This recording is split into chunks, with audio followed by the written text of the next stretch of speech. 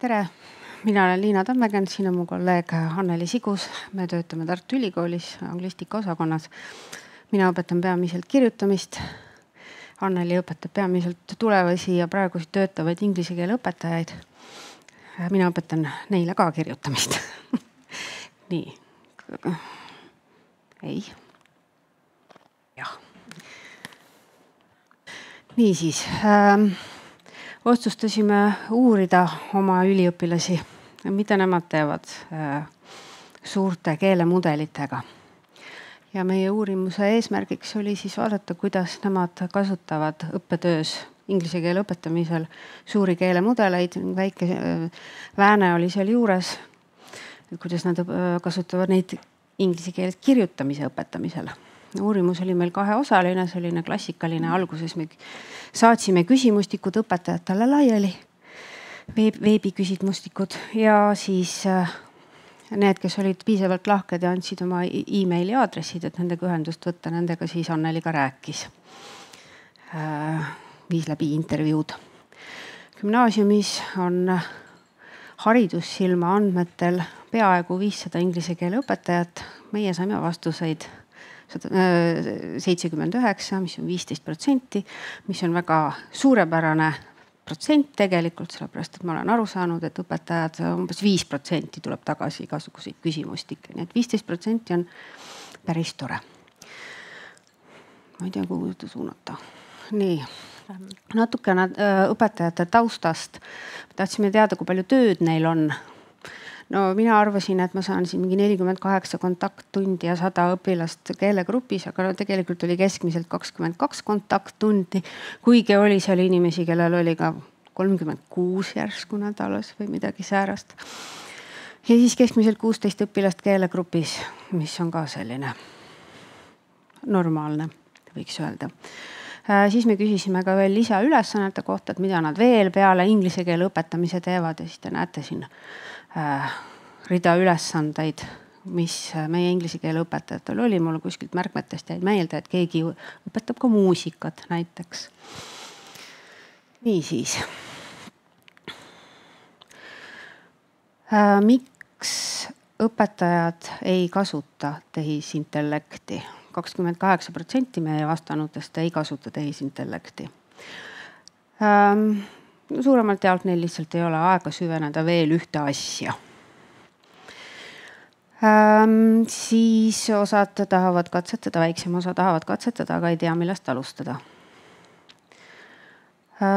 Ei tea võimalusi tehisintellekti õppetöös rakendamiseks, see on see roheline tulp. Siis inine muu on, kas sa mäletad? Kõik muud. Kõik muud.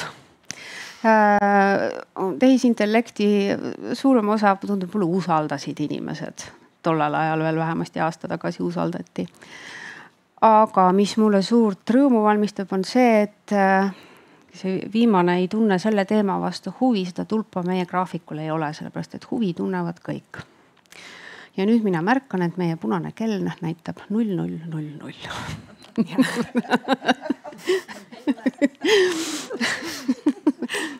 Ma ikkagi oleks tahtnud teada. Niisiis, küsimus, kuidas on tehisintellekt õpetamist muutnud? Terve rida valikuid, mulle tundub, et isegi päris kenasti on vist näha. Kõige rohkem õpetajad ütles, et nad arendavad siis kriitilist mõtlemist tehisintellekti kasutamise suunas, et väljundeid hindama ja aru saama, et suured keelemudelid võivad vahest ka jama ajada, tegelikult päris sageli. Siis selgitavad õpetajad, see on väga suurepärane muutus minu arvates, õpetajad selgitavad rohkem, milliseid õpiväljundeid ülesannete saavutamisel saavutatakse. Ehk siis nad räägivad, miks neid ülesandeid teha on vaja, mitte sellepärast, et mina ütlen, vaid sellepärast, et te arendate seda teist ja kolmandat. Teist tüüpi ülesannete kasutamine tuleb siis ilmselt intervjuudest välja, millised need teist tüüpi ülesanded on. Klassis käsitsi kirjutamine, minnakse selle juurde tagasi. et keelemudelite kasutamine on akadeemiline petturlus, seda ei tohi teha. Aga jällegi mulle meeldib see, et see viimane ei ole kuidagi mõjutanud tehisintellekti, ehk siis tegelikult me mõtleme tehisintellekti all siin neid suuri keelemudeleid siiski ju, et see ei ole kuidagi mõjutanud minu tegevust või koolielu või õppimist, et seda ei arva ükski õpetaja. Mille jaoks tehisintellekti kasutatakse? Õpetajad proovivad nendega materjale luua. Nad kas loovad või siis kohandavad materjale, loovad arutelu küsimusi, loovad näidisvastuseid. See on kõik tegelikult ju materjalide loomine, eks ole. Siis nad koostavad tunnikavu, nad analüüsivad õpilaste vastuseid, loovad hindamiskaalasid, kirjapõhju loovad, ehk siis mõned üksikud püüavad suurte keelemudelitega, aga siis ilmselt lapsevanematega kirjavahetusse asuda. Anneli, kas sa soovid midagi lisada siia? Jaa, tegelikult küll isegi, et üks eelmise slaidi kohta tegelikult üks väike kommentaar veel ka, et kui meil siin neid ei olnud, inglise keele õpetajad ei olnud ükski selline, kes valiks vastuse, et nad pole mitte midagi muutnud oma õpetamises, siis Laak ja Aru tegi 2024 aastal, saatsid välja küsimustiku kõikidele Eesti koolide õpetajatele ja nende tulemuse järgi 50% ütles seda, et nad ei ole midagi muutnud. Et tundub, et see keeleõppes, inglise keele õppes tegelikult ikkagi see tehisaru tulek mõjutab rohkem seda, mis tundides toimub. Ja materjalide loomise juures ma toon pärast veel, äkki mainin seda ka, aga seda ka, et kuigi see on vaieldamatult kõige rohkem edasi materjalide loomise juurde. Tagasi. Nii, aga materjalide loomise juures tegelikult need inimesed, kellega ma intervjuusid tegin, nemad pigem ütlesid seda, et neil on kehvad kogemused sellega. Et nemad pigem ei ole rahul nende materjalidega, mida nad seal saanud on. Ehk siis, et jälle on natukene vahe sees sellel, keda me intervjueerisime ja kes vastasid küsimustikule. Ma nüüd räägingi siis intervjuudest natuke lühidalt. Nii. Ja kvalitatiivne osa oligi intervjuude põhjal, et me tegelikult küsisime küsimustikus inimeste käest, et kui te oleksite valmis meiega rääkima, palun jätke enda e-mail siia. 79 vastajast jättis oma meili 11 ja nendest vaid 7 tegelikult oli lõpuks meiega valmis rääkima, minuga valmis rääkima. Ja küsimused olid enne kõike suuremalt jaolt siis nagu jagunes 2 valdkonda, et kuidas on üleüldse kasutanud inglise keele õpetajad neid erinevaid tehisintellekti rakendusi, sest et enne kõike muidugi me pidasime silmas just tehisaru ja generatiivset ja need suuri keelemudeleid, aga tegelikult tuli ka küsimustikest välja, et õpetajad mõistavad seda, mis on tehisaru, tehisintellekt väga erinevalt. Et erinevaid programme nimetati tehisintellekti all. Aga just ja kuidas nad tajuvad seda tehisintellekti kasulikkust oma töös ja just kirjutamisoskuse õpetamisel. Ja nende intervjuudega siis seni on selline induktiivne sisuanalüüs, ehk siis ongi vaatame peamised hoiakud, peamised kogemused, mis õpetajatele välja tulevad seal ja leida kattuvusiga. Aga muidugi ennetavalt ütlen kohe ära ka selle, et need inimesed, kes meile oma meili jätsid, olid pigem need, kes on tegelenud selle teemaga. Ehk siis need, kes ütlesid, et neil on väga vähe kogemusi, nemad oma meili meile üldse jätnudki. Ja nendest, kes minu intervjuu palvele vastamata jätsid, olid ka just need, kes ütlesid, et neil on vähem kogemusi. Et selles mõttes, et rääkisid ikkagi need, kes on pigem katsetanud seda ja kes on selle poolt rohkem. Ja ongi esimene punkt, et miks nad kasutavad üldse tehisintellekti vahendeid, ongi, et neil on isiklik huvi üleüldiselt selle IKT vastu. Ja mida nad seal välja tõid kuidagi, et oli mitmel juhul sellest 7 siis toodi välja, et õpetaja tajus, et ta on natuke teistsugune kui teised õpetajad. Et teised õpetajad teevad niimoodi, aga mina teen ikkagi tehisintellektiga, mina õpetan rohkem, aga enamus õpetajaid pole valmis proovimagi üldse. Siis vajadus on sellest, miks nad kasutavad, on see, et õpilased kasutavad seda ja tegelikult ka toodi välja just seda, et õpilased kardavad seda tunnistada, aga tegelikult nad kasutavad ja ma leidsin ka uuringu küsitlus, mis tehti Norstat viis läbi Samsungi tellimusel, kus leiti, et 2/3 gümnaasiumiealistest kasutab igapäevaelus tehisintellekti ja 40% ja just eriti 11.–12. klass kasutab ka koolitööde tegemisel tehisintellekti. Et see oli just nagu Eestis läbi viidud uurimus ka, et selles mõttes see väga hästi peegeldab seda, mis meil olukord on.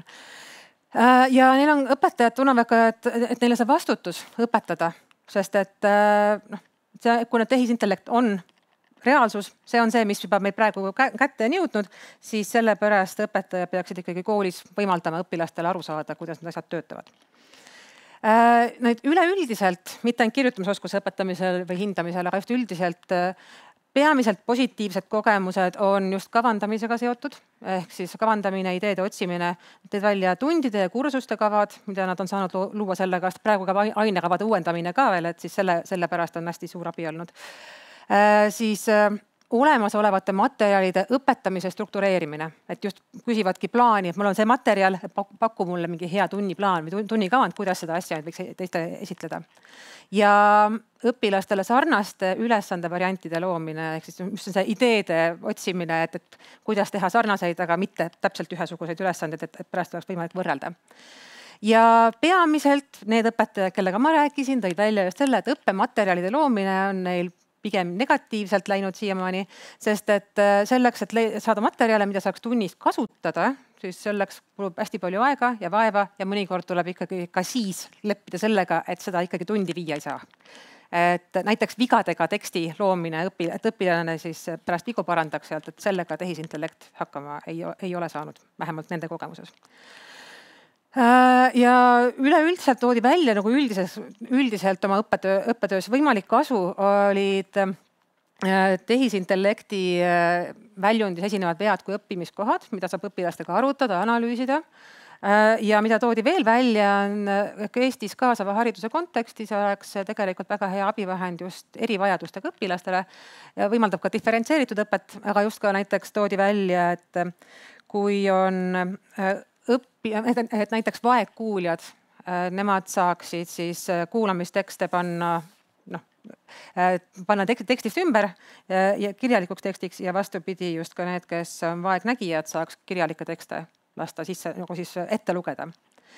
Aga samas huvitav on just see, et kui ma vaatasin need Laak ja Aru tulemusi, siis seal õpetajatest oli keegi just maininud seda, et erivajadustega õpilastele kindlasti see ei sobi üldse. Et tehisaru kasutamine, et selline huvitav vastuolu tekkis seal. Siis kirjutamisoskuse õpetamisel eraldi, mida rõhutati ja seda rõhutasid nüüd kõik õpetajad, kellega ma rääkisin, et õpilane peab ise selle algse teksti looma. Ja mõte, mis toodi välja, ongi just see, et teksti loomine ongi osa õppimisest, et see ongi siis mõtlemise arendamine. Veel toodi välja just see kriitilise hindamise olulisus, et õpetavad kriitiliselt hindama ja peamiselt see taandub aruteludele ja tekstide võrdlemisele, et võrreldakse õpilase enda teksti ja siis tehisaru loodud näidist ja õpilase enda teksti ja tehisaru poolt täiustatud sama teksti, et selline võrdlemise aspekt. Ja tuli välja ka see, et õpetajatel on üldiselt paremad kogemused just hästi kitsa funktsiooniga rakendustega, mitte selle üldise generatiivse, selle üldise AI-ga või tehisintellektiga. Et näiteks toodi eraldi välja mulle Google'i rakendust Brisk Teaching, mis võimaldab näiteks vaadata tagantjärgi videot sellest, kuidas dokumenti loodi, kuidas Google dokumenti loodi. Siis näeb seda, kas õpilane kirjutas seda ise või ta kopeeris sinna sisse näiteks mingi suure ploki teksti. Et sellise asja toodi välja kui kasulikku vahendit. Kujundava tagasiside andmiseks. Õpetajad mainisid seda ja see käis mitmest intervjuust läbi jälle, et tagasiside on tehisintellekti poolt antud liiga pikk ja liiga üldine, et ta tegelikult ei ole kasulik. Ja oligi kommentaar, et see on täiesti mõttetu, et see ei aita õpilase kuidagi areneda. Aga samas erinevad uurimused, mida ma olen lugenud ja muidugi rohkem on muidugi just viidud läbi Aasia piirkonna, Aasia riikides, kus on hoopis teistsugune kontekst, et seal pigem just rõhutati seda, kuidas on tehisintellekti antud tagasiside on kasulik ja hea ja hästi detailne, aga meie kontekstis paistab, et õpetajad tajuvad seda väga teistmoodi. Siis toodi välja ka seda, et õpilastel puuduvad oskused või süvenemisvõime, et saada aru sellest tagasisidest, et see on ka probleem. Ja tegelikult õpetajad peaksid ikkagi õpetama seda, kuidas mõista või kuidas lugeda ja tõlgendada seda tagasisidet. Ja see ühtib ka järeldustega, milleni jõudis Lee ja oma uurimisrühmaga, kus nad nagu rõhutasidki seda, et eriti kui on pikemat sorti tagasiside, siis tuleb seda just eraldi ka õpilasega arutada. Ja tehisintellekt kipub andma väga otseseid juhiseid või parandab teksti ise ära, et see on tegelikult selles mõttes natuke probleemne, sest õpetajad tahavad anda pigem selliseid vihjeid ja küsimusi, aga tehisintellekt on väga otsekohene. Ja võimalus, mida toodi välja, oleks see, et tehisintellekt kommenteeriks keelekasutust, tegeleks just selle kvantitatiivse poolega ja õpetaja saaks siis keskenduda sisule ja sidususele. Seda sarnast mõtet on väljendatud ka teistes uurimustes, aga peaaegu kõik uurimused, mida ma olen siiamaani lugenud, kus räägitakse tehisintellekti kasutamisest hindamisel, siis seal öeldakse, et õpetaja ja tehisintellekt peaksid tegema koostööd. Et alati on see, et ikkagi mõlemad koos peaks vaatama ja kuidagi õpetaja peaks seda kõike kontrollima. Vajadus on õpetada viipade sõnastamist ja üks murekoht tekkis sellega, et kui õpetaja annab hindamise masinale, siis tekib küsimus, et kas õpetaja ise on selle õppija arenguga kursis. Ja üks ütleski jälle ka, et kui ma ise neid töid pole lugenud ja nõrku kohti välja toonud, siis ma tunnen, et ma olen neid alt vedanud. Et minu kui õpetaja ülesanne on teada, kust mu õppijad on parasjagu. Nii, hindamisel, just eraldi, kui antakse tekst sisse ja küsitakse hinnet või mingisugust selgitust, siis toodi välja, et tehisaru võib tuua välja asju, mida õpetaja märka, eriti just positiivseid asju. Üks inimene ütles seda, et korralikult treenitud GPT-ga sai ta suure hulga töid kiiresti ära hinnata, aga ta pidi jälle treenima seda algselt enda hinnatud töödega ja pidi regulaarselt ka kontrollima, et kas ta ikka teeb õiget asja, sest ta ütles, et iga kord, pärast iga paari tööd tegelikult pidi uuesti üle vaatama, sest ta hakkas nagu jälle minema kuskile kõrvale ära. Aga toodi välja hindamisskaalade loomiseks võimalust, et seda rõhutati eraldi, et see on kasulik, et tehisintellektiga saab luua head hindamisskaalad, mida õpetaja saab ise kasutada. Ja tekstide hindamise puudumisel muidugi on see, et see ei ole läbipaistev, et tegelikult ei saa aru, mille põhjal see hinna tuleb, et kuigi ta selgitab seda, siis see selgitus on tavaliselt üsna ümmargune. Siis isegi kui hindamisskaala on üles laetud, siis annab ta ikkagi üsna keskpärased punktid, et kui oli 20 õpetaja katsetas 20 esseega, siis lõpuks nad said kõik üsna keskmise tulemuse. Ja samas kirjanduses on just soovitatud, et pange skaala juurde, siis ta hindab hästi, aga nende õpetajate kogemused vähemalt niimoodi ei olnud. Tehisintellekt on heldem hindada kui õpetaja. Ja on muidugi isikuandmete kaitse ja eetika küsimus ja õpetaja autoriteedi küsimus, mida tõi üks õpetaja välja, et kui õpilased said aru, et see on tehisintellekti poolt antud tagasisida, siis nad küsisid kohe, miks teie võite ja meie ei või. Nii, ja siis tegelikult üldised tähelepanekuid ka, mis meil sealt välja joonistus, on see, et õpetajad ise ütlesid seda, et nende jaoks on suurim probleem ajapuudus. Aga teiste osas toodi välja, et aga teistel on ikkagi hoiakud, et tuleb ikkagi nagu selgitada neile, miks see hea on. Ainult 2 intervjueeritud õpetajal on sellest töökoormuse vähenemine ja eksam on suur motivaator. Ehk siis ühest küljest õpid ise endale, aga tegelikult sa õpid eksamiks. Ja õpetajatele oluline on just avatud suhtlus selle õpilastega tehisintellekti kasutamise osas. Aitäh! Aitäh! Nüüd on meil aega küsimusteks. Kas neid on? Enne kui teised koguvad julgust, siis ma küsin, et aga mis te nüüd selle teadmisega peale hakkate? Esimene asi muidugi on see, et nüüd suvel tuleb augustis inglise keele õpetajate seltsi suveseminar, et seal kindlasti kavatseme seda tutvustada. Ja tegelikult üleüldse inglise keele õpetajatega siis arutada ja rääkida seda, kuidas kasutada AI-d, mis on selle ohud, mis on selle eelised. Ja seda ei pea kartma tegelikult, aga tal on oma head ja oma vead. Aga just, et seda õpetajatele viia. Kas te ise ka kasutasite tehisintellekti, et analüüsida oma tulemusi või andmeid? Kahjuks veel ei ole kasutanud. aga kindlasti, kui püüame artikliks materjali vormistada, siis kohe hakkame kasutama. Nii, kas teistel on küsimusi? Minul on küsimus, et ma ei tea, kas küsimus või kommentaar, et see üleminek kujundavale hindamisele on ju selle idee või mõte või eesmärk on hinnata protsessi, õpilase kujunemise protsessi, et see hinne ei peegelda protsessi. Aga kui AI hindab seda ühte konkreetset tööd, siis tegelikult sealt ju see protsess ei tule välja. Ja kuidas teile tundub? Täiesti nõus, sellepärast, et kui nüüd räägitakse, et kuidas õpilasi vahele tõmmata nii, et nad ei kasutaks suuri keelemudeleid näiteks oma esseede kirjutamiseks, siis tuleb peamisi vahendeid on produkti hindamiselt liikuda protsessi hindamise juurde. Produkt ongi just see, et mina annan ka oma üliõpilastele ülesande kirjutada essee, kirjutage produkt kodus valmis, mind ei huvita, kuidas te seda teete, mina hindan produkti, aga nüüd tuleb teha seda teistmoodi, et selles suhtes oleme täiesti nõus teiega, ma arvan, sina ka, Anneli, jah? Ja no tehisaru kasutamise puhul tegelikult, et siin sõltub väga palju ka sellest, mida õpetajad teevad üldse sellega, sest et intervjueeritutest 3 vähemalt rääkis seda, et nemad tegelikult teevadki pigem protsess kirjutamist oma õppijatega ja nad kasutavad tehisintellekti seal erinevates etappides. Et ongi, et paku mulle mõtteid, kuidas struktureerida seda mõtet või mingisugune mudel, kuidas seda esseed võiks teha nüüd ja siis nad analüüsivad koos õpilastega seda. Kirjuta mulle lõik teemal X. Ja nüüd analüüsime koos õpilasega. Et tegelikult tehisintellekti saab loomulikult kasutada ka selle protsess kirjutamise juures ja see olekski tegelikult kasulikum just sellepärast, et see õpetab ka seda õpilast kasutama tehisintellekti, aga samal ajal kogu aeg mõtlema ja ise arendama ka oma kirjutamisoskust. Nii, üks kiire küsimus veel, jah. Kohe saad mikriga.